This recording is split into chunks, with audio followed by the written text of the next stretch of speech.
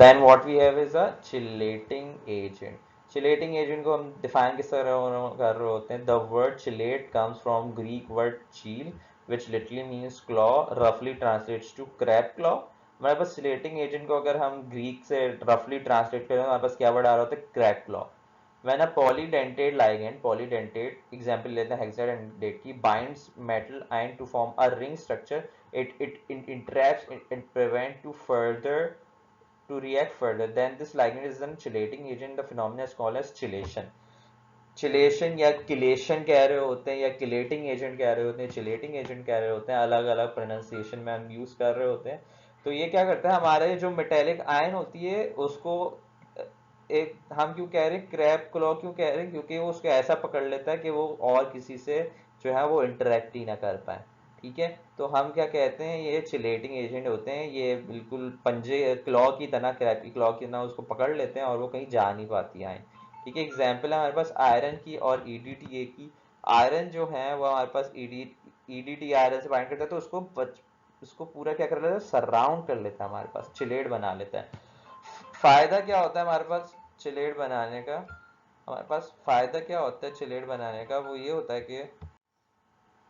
होता है कि फॉर एग्जाम्पल हमारे ये चिलेशन एजेंट के एग्जाम्पल हमारे पास मेडिसिन के अंदर ये होता है कि हमारे अंदर अगर कोई पॉइजनस मेटल चले गया है, तो वो ब्लड स्ट्रीम में जाने से पहले हम कोई चिलेटिंग एजेंट इंजेस्ट करेंगे, तो जो पॉइजनस मेटल होगा ना, उससे हमारे पास जो चिलेट होगा वो चिलेट बना लेगा, चिलेटिंग एजेंट। तो हमारे पास क्या होगा, वो कहीं और फर्दर वो एब्जॉर्ब नहीं हो पाएगा और फर्दर रिएक्ट नहीं कर पाएगा, फर्दर हमारी बॉडी को डैमेज नहीं करेगा। तो ये हमारे पास फायदा होता है बायोलॉजिकली चिलेटिंग एजेंट्स का। ठीक है ना? सही है। इसके अलावा हमारे पास ये एग्जाम्पल जो बुक की एग्जाम्पल हमारे पास जो है डी, ये चिलेटिंग एजेंट है।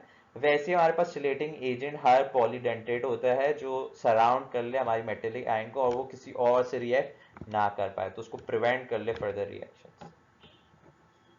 ठीक है, हम इस चैप्टर के एंड में जाके हम जब नॉमेनक्लेचर करेंगे तो हम ज़्यादा डीपली आइंस को हम ज़्यादा डीपली जो है वो इन एजेंट्स को देखेंगे, हम ज़्यादा डीपली लाइगेंड्स को देखेंगे, हम ज़्यादा डीपली जो है वो केमिकल कॉम्प्लेक्सेस, जो कोऑर्डिनेट कॉम्प्लेक्सेस पे ज़्यादा डीपली डिस्कशन करेंगे जब हम आगे जाएंगे, जब नॉमेनक्लेचर करेंगे चैप्टर के एंड।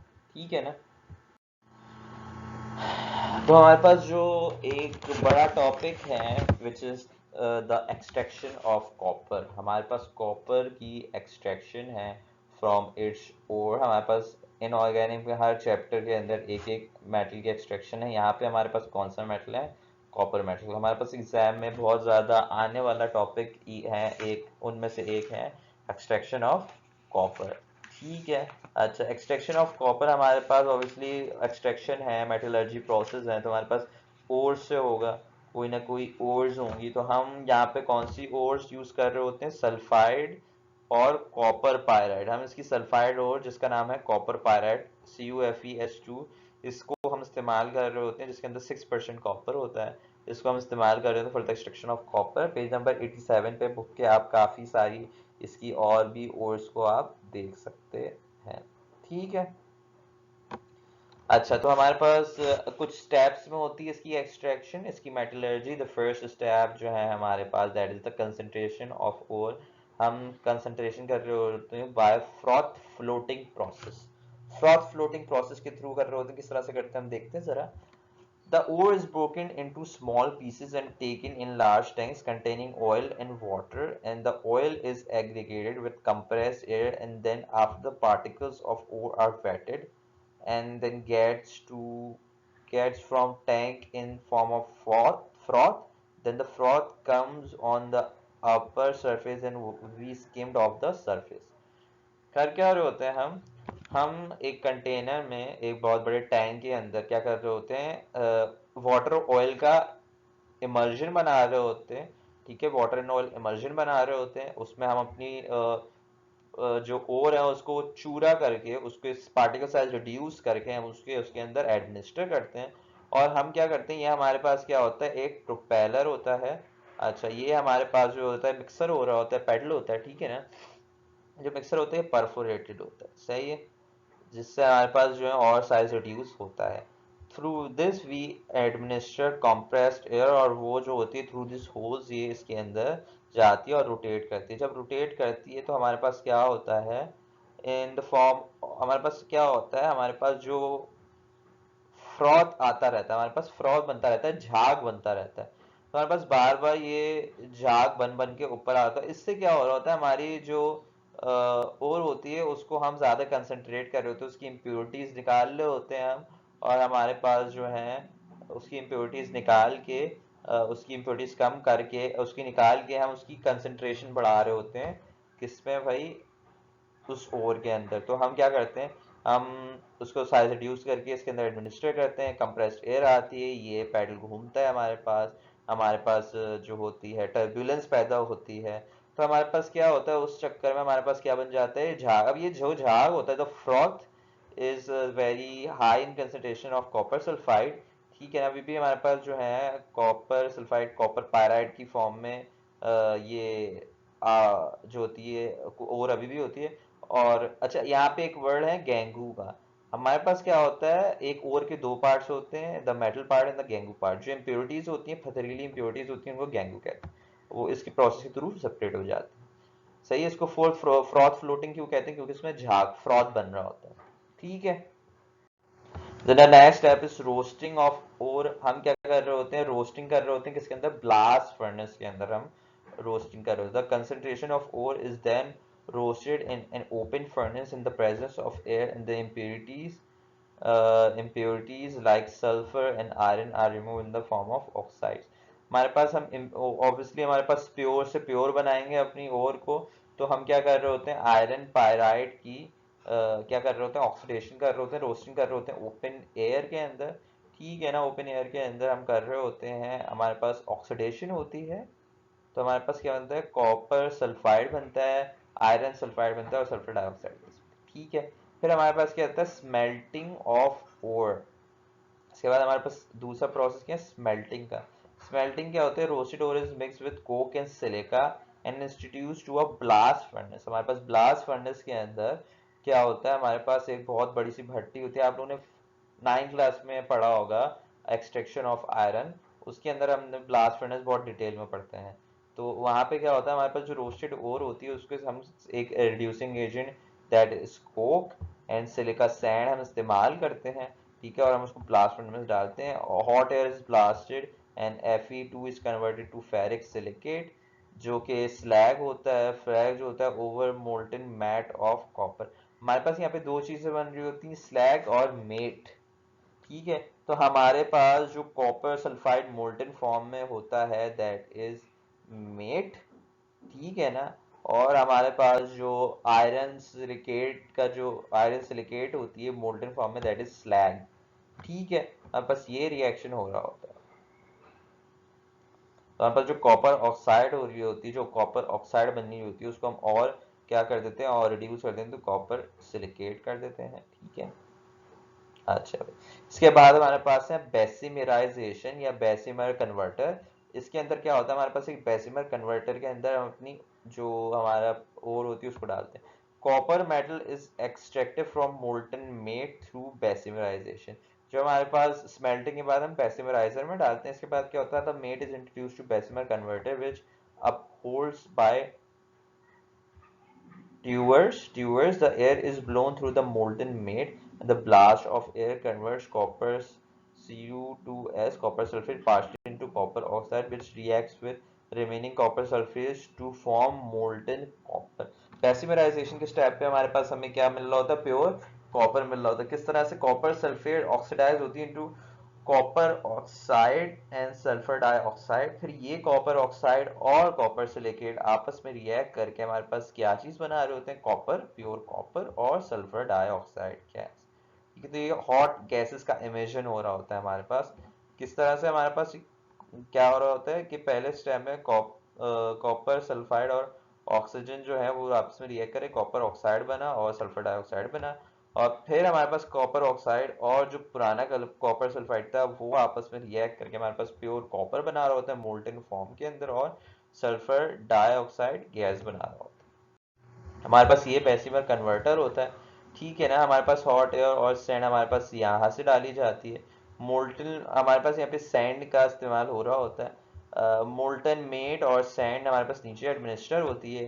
हॉट एयर और सैंड हमारे पास जो होती है वो एडमिनिस्टर होती है। और हमारे पास ट्यूबर्स होते हैं जिसके थ्रू हॉट एयर जो होती है, ये ट्यूबर्स हमारे पास, ये जो ट्यूब है, ठीक है, इसके थ्रू हॉट एयर जो होती है वो एडमिनिस्टर की जाती है ताकि हमारे पास रिएक्शन हो और हमारे पास जो SO2 गैस बनती है वो ऊपर से हमारे पास निकल जाती है, ठीक है। हमारे पास इसके अंदर जो लाइनिंग होती है, ये एक टैंक होता है और जिसके अंदर लाइनिंग होती है वो सैंड की होती है, सिलिकॉन SiO3 की हमारे पास सैंड की नहीं, SiO3 की हमारे पास लाइनिंग होती है, ठीक है ना।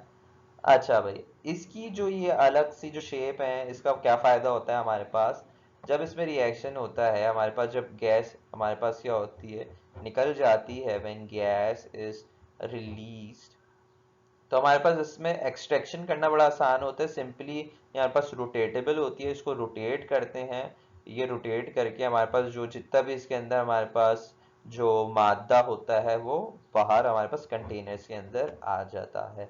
इस स्टेप पे जो हमें कॉपर मिलता है दैट इज ब्लिस्टर कॉपर। हमें जो इस स्टेज पे कॉपर मिल रहा होता है दैट इज ब्लिस्टर कॉपर के पैसिवराइजेशन पे।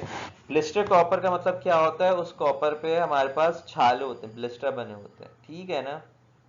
ब्लिस्टर बने हुए होते हैं हमारे पास, तो छाले बने होते हैं, उसको ब्लिस्टर कॉपर कहते हैं। फिर हमारे पास क्या होती है, प्योरिफिकेशन होती है भाई, purification of copper. Blister copper contains impurities like iron, zinc, lead, gold, and silver. These impurities reduce the conductivity of copper metal. Through blister, copper needs to be refined and purified.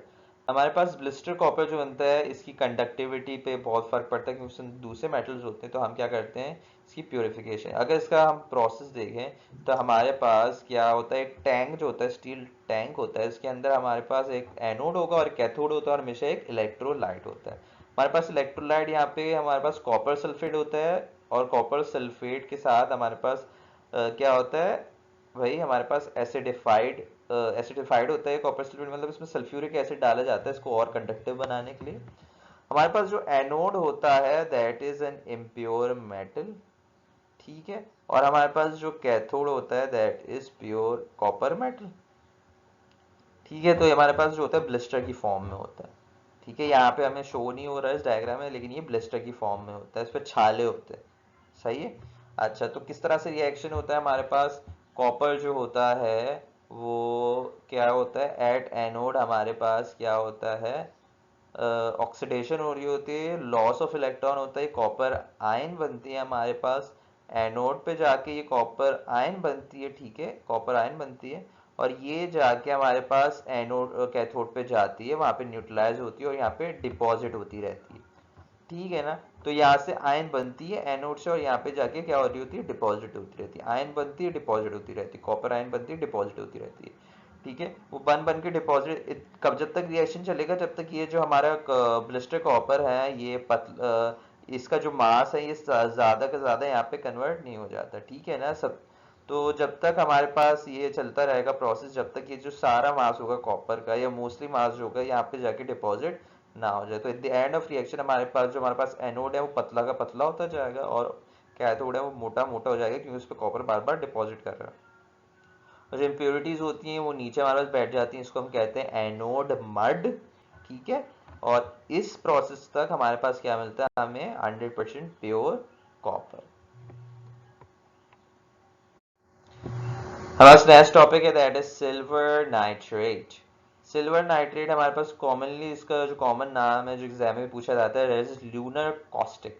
Lunar जो है वो चांद से निकला है क्योंकि ये silver है बहुत चमकता हुआ होता है, सिल्वर नाइट्रेट है। और कॉस्टिक, कॉस्टिक टू टच मतलब डैमेजिंग होता है, हमारे स्किन पे हमारे छाले कर देता है, रेडनेस करता है जब उसको टच करो।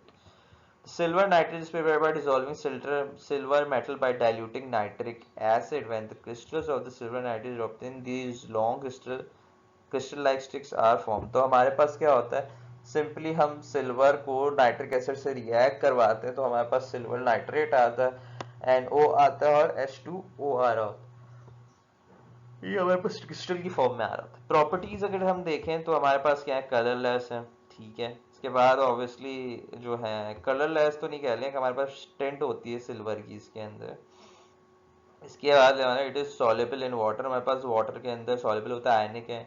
ये ऑल्सो सॉल्युबल है ऑर्गेनिक सॉल्वेंट्स के अंदर भाई। इसका जो मेल्टिंग पॉइंट है दैट इज 290 डिग्री सेंटीग्रेड, ठीक है। और इसकी जो डिकम्पोजिशन होती है वो किस पे आकर होती है, 450 डिग्री सेंटीग्रेड। जब 450 डिग्री सेंटीग्रेड पे डिकम्पोज होता है, किस में होता है, सिल्वर के अंदर होता है, NO2 के अंदर होता है और ऑक्सीजन के अंदर ये टूट जाता है, ठीक है।